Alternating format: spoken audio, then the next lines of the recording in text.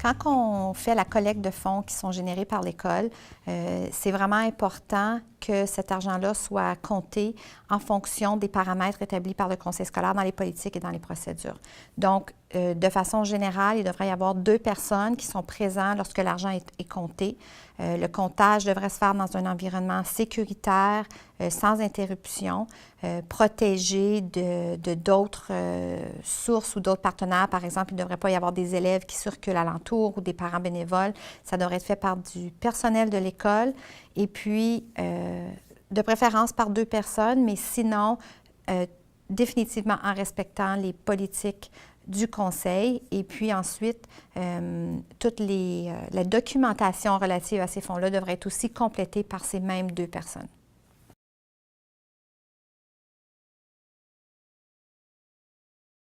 L'argent généré par les fonds scolaires devrait toujours être entreposé au bureau, idéalement dans un coffre-fort qui est prévu à cet effet. Si l'école n'a pas de coffre-fort, ce serait une bonne idée de valider avec le service des finances du conseil ou avec le service des bâtiments, le département qui est responsable des fonds scolaires, pour s'assurer que l'endroit où on va garder les fonds est vraiment un endroit sécuritaire, sous clé en tout temps et limiter l'accès par les personnes dans l'administration qui ont autorité sur ces fonds-là. Et en aucun temps, est-ce que les fonds devraient être conservés dans les salles de classe pour quelque période que ce soit. Alors, dès qu'il y a des fonds qui sont en salle de classe, ils sont remis par les élèves à l'enseignant ou à l'entraîneur sportif ou peu importe, un employé de l'école devrait se rendre au bureau avec les fonds pour les faire placer dans le coffre-fort ou dans l'endroit sécuritaire désigné. Et en aucun temps, est-ce que ça devrait être des élèves ou des gens qui ne sont pas des membres du personnel de l'école qui devraient circuler avec les fonds. Une fois que l'argent se rend au bureau, c'est un coffre-fort ou un autre endroit désigné comme étant sécuritaire pour les fonds scolaires où l'argent devrait être gardé. Et ensuite, on devrait la retirer de cet endroit sécuritaire-là seulement pour la période de temps où on compte. Ensuite, on remet dans le coffre-fort et au moment d'aller faire le dépôt, à ce moment-là, on va retirer l'argent encore, tout en suivant les protocoles du conseil pour l'utilisation des fonds et s'assurer que c'est tout le temps sécuritaire avec au moins une personne, idéalement 2, qui sont présents avec les fonds scolaires en tout temps.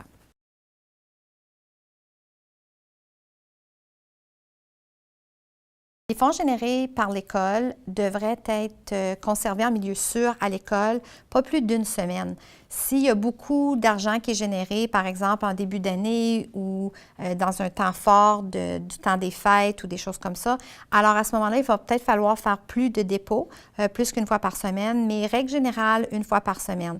Si on s'aperçoit que ça va dépasser la semaine, alors il faudrait voir avec l'agent de supervision responsable de l'école ou le service qui est responsable des fonds scolaires pour voir qu'est-ce qui peut être fait, pourquoi que ça ne peut pas être fait par semaine, 1 fois par semaine et qu'est-ce qu'on peut faire à ce moment-là pour régler la situation et s'assurer de le faire en temps opportun.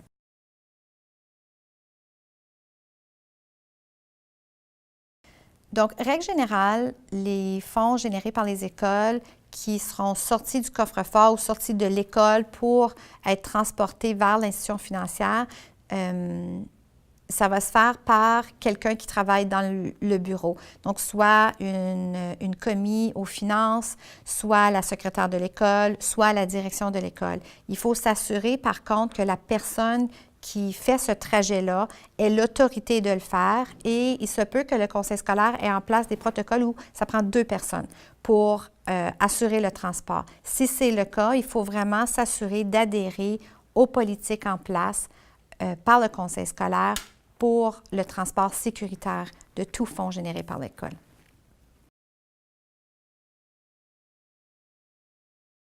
Chaque conseil scolaire a un système centralisé qui permet au secrétariat d'entrer les fonds scolaires et puis de suivre le cheminement un petit peu des fonds scolaires.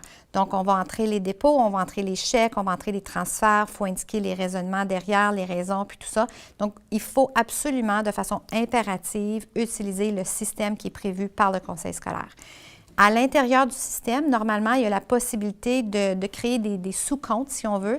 Donc, ce n'est pas des comptes bancaires séparés, mais c'est vraiment des comptes comptables qui vont permettre de séparer l'argent pour un voyage éducatif ou pour une équipe sportive ou pour la structure de jeu, par exemple. Alors, on devrait s'assurer de bien imputer l'argent et bien débiter les bons comptes pour s'assurer vraiment de pouvoir suivre chaque portion d'argent pour ensuite être plus facilement redevable aux enseignants, aux parents par rapport à l'utilisation des fonds. Comme ça, on s'assure aussi que si les fonds ont été donnés pour une situation X, ils seront dépensés pour une situation X et il n'y a pas de croisement là, dans l'utilisation des fonds.